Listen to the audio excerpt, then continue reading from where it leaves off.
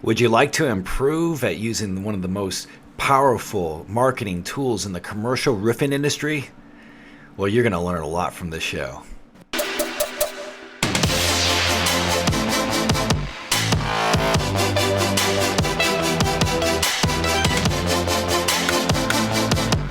Hi, I'm Daniel Laxtons, and I'm a 30-year vet in the commercial roofing industry, and I am your personal commercial roofing guru. Today, I have Micah Hackney on the show. I interview Micah Hackney, who has been in the roofing industry for 10 years, and he's really good at cold calling. That's his specialty. So we're going to interview Micah. But before we get into that interview, I'd like to set an intention for today. So what sort of intention should we do that would go along with cold calling? Well, the intention of today is everybody likes me. Everybody likes me. So if you hold that intention when you're knocking on a door and talking to someone you've never met before, hold the thought that these people, everyone likes me.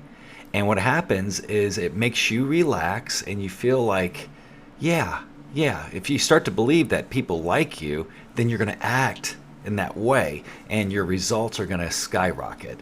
So let's hold that intention. So now let's get into the interview with Micah Hackney. So Micah, welcome to the show. Glad to be here. So you've been around the roofing industry for years now. It seems like, let's see here, you worked with our company for 6 years. You've actually worked on crews, commercial roofing crews. You've Yeah, absolutely. I also worked done for storm chasing. Storm Chaser. Yes, been there. And lastly, you actually worked for one of the largest residential roofing companies in the whole country. Yes, correct. I've been on the ins and outs of the roofing game for sure. Yeah. So what the audience today really want to know about is cold calling. So I think you've learned a lot about cold calling over the years, haven't you? Absolutely. I hate it. But is it important? It's very important and crucial to grow a successful business. And once you develop your skill set, it can actually be kind of a fun numbers game. A lot of fun. Exciting if they get into that mindset. So how do they develop a mindset to make things less stressful or concerned or worry? Well, I think it comes down to, Daniel, it's definitely as far as your routine and your day-to-day life, because all that it does impact your cold calling effectiveness. So once you develop your positive routine in your daily life, it can translate to your working environment as well. And when you're going door to door, going business to business, or even telemarketing, because with that mindset and attitude, then you can be able to get the numbers and achieve your goals that you're set. Exactly. So say people haven't gotten used to cold calling yet, how do you get over that first hump, the very first door? Because I was like, rejection. First door is the hardest. I'm scared of rejection. Can't be scared of rejection. But after a while, those barriers kind of go away. For one, you get rejected so much. It's just an aspect of cold calling. It's just going to happen. But when you realize that there's a certain level of success that does come with cold calling, you can make a lot of money. You can maintain a lot of clients, relationships that can be life lasting even with business owners. And so once you understand that you get on the field, I'm going to be rejected, but once you can understand that it could be 1 out of 4 that say yes, that 25% success rate is very good.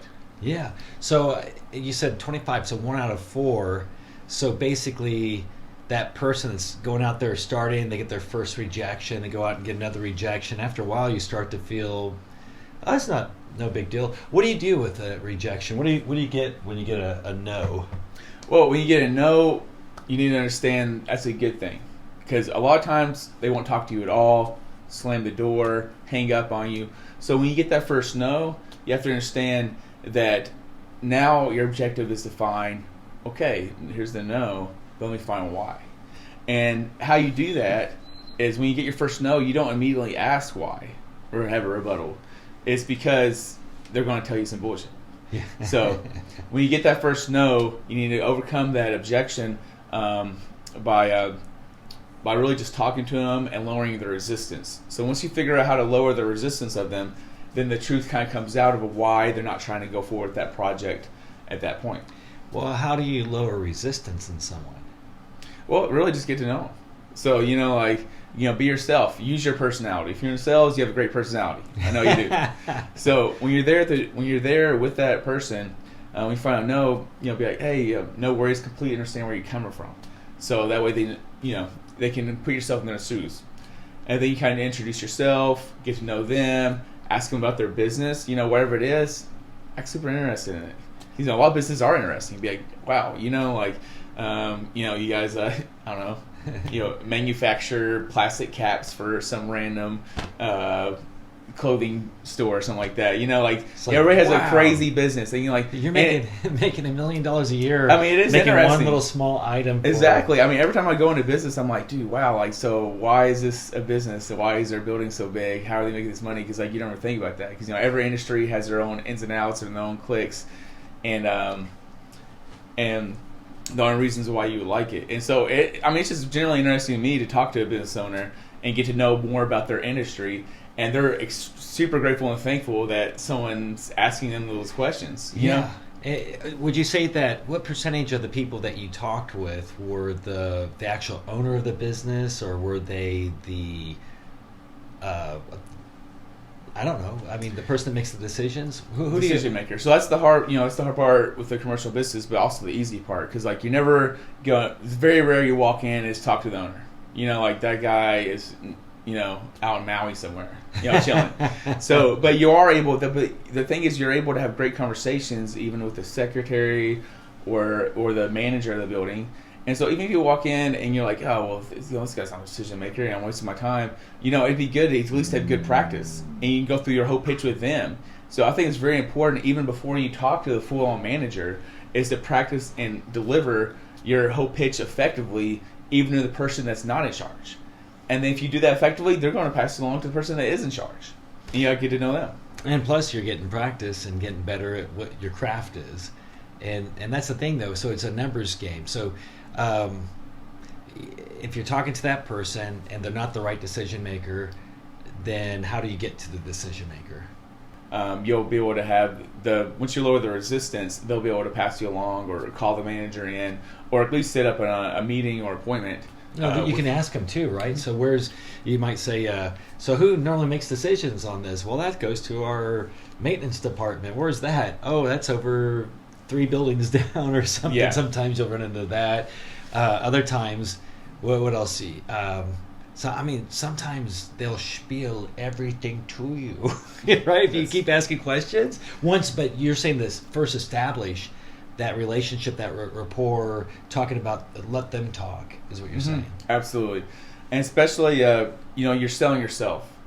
And so it's based on your personal brand. And so when you approach them and get to know them and you have confidence in your own personal brand you've created for yourself, then they'll generally, start to understand or get the vibe that, we might not need this guy's business, but if we're going to do business, it's probably going to be with this guy. Yeah. So we should at least, get to know the manager, get to know, set up a meeting, is because this isn't something they were expecting. They don't want somebody to walk in and sell them a roof today.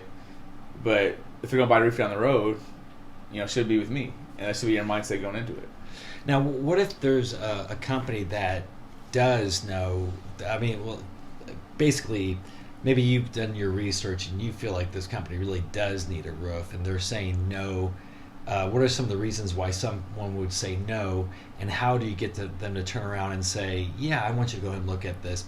Maybe they're scared about maybe the financial situation that they're in or something. How do you get around those objections? Yeah, finance is definitely probably one of the number one reasons. You have finance, you have somebody thinking they don't have any problems, or think it's more of a repair issue than a greater issue.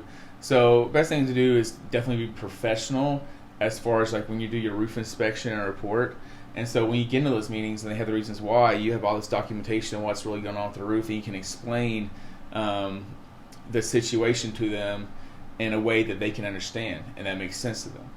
And so when you're able to convey all those thoughts you have about their situation, then they're able to more effectively understand your solution to those problems. And even if it's financially, though, you have to let them understand that these are issues they need to take care of. and be proactive for their business. And if you're, a successful business owner in a commercial field, then most of the times, you always budget for building repairs and building maintenance and your roof from the day you have your building. Yeah. Because, these are issues that are going to have to be solved at the end of the day. I can't imagine how many times, I'm trying to think of how many times that we talked to someone that just had bought a commercial building, and it's like they have no idea how expensive it is. Yeah. It's like, go do your research. But majority of the people that own these buildings, they know the cost of roofing, Mm-hmm. that's going to be expensive, and then they already they have a maintenance budget for that. Absolutely. And obviously they don't know, commercial roofing, there's a lot of different options you have to solve the problems. So, he might not be educated on the number of solutions that your company may have in order to take care of that effectively. If he's looking for more of a cost-effective means, and even if it's a lower warranty, there's issues, you have to bring up. Because, you're always trying to sell the Rolls Royce, obviously, is what you want to sell. Yeah. But, some people that might not fit their means. Or, maybe they're like, well, dude, I'm going to sell a building in a few years. So if they're going to sell a building in a few years, maybe you should look for a manufacturer that has a transferable warranty, and that can be part of your sales pitch. There you go. So even the manufacturer you're choosing can really help to scope the way your pitch is going to be handled with that person too. Basically, Absolutely. those things. So, is there any other advice that you can give this group when it comes to cold calling?